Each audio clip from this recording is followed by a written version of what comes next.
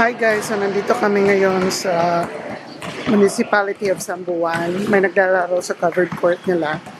At papakita ko sa inyo yung place kasi this is our childhood place. Yes, when we were young.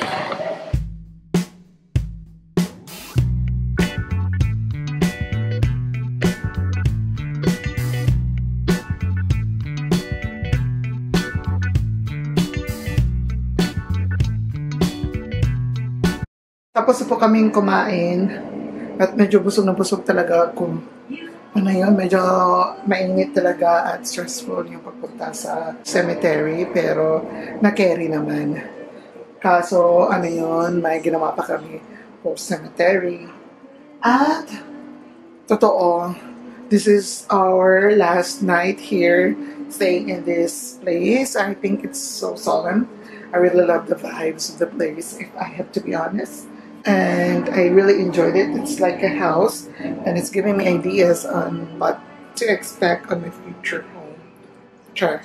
Anyway, thank you for watching this video and we have so many things to do. Tomorrow, hopefully we can go to the beach. Yes, but I'm not going to use this camera when we go to the beach. Hi guys, so papunta po ako ng beach. Magbe-beach ako kasi baka mahirapan na kami mamaya. So uunahin ko na lang yung swimming today. At medyo madaming doggies. Se. Wag mo na. Waging still. Hi! Madaming aso dito pero mababait sila. Parang pangit yung tide pero susulitin na namin.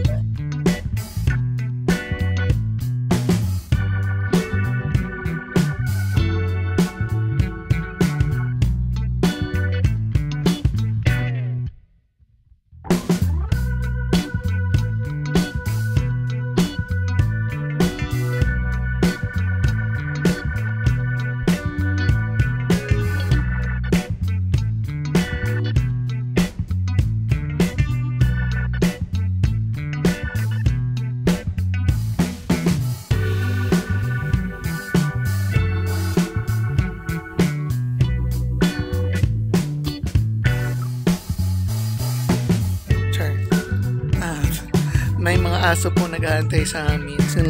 Nag-aantay sila sa amin. Ang cute-cute.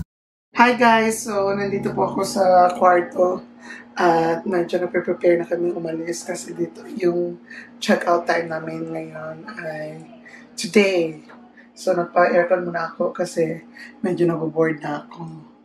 Gusto ko rin yung vibes dito. Tinaas ko yung blinds kaya medyo maganda yung lighting today. At syempre naman, excited na ako rin umuwi kasi iba rin kasi yung bahay, yung comfort doon.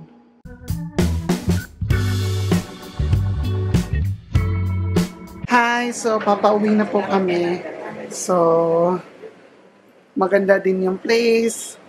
I will miss this. I will cherish this experience. At yes, we're moving out na talaga. Sure.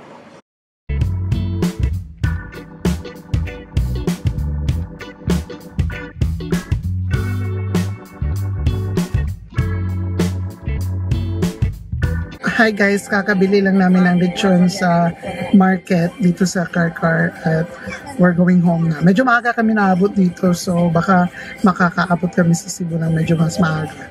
Sige.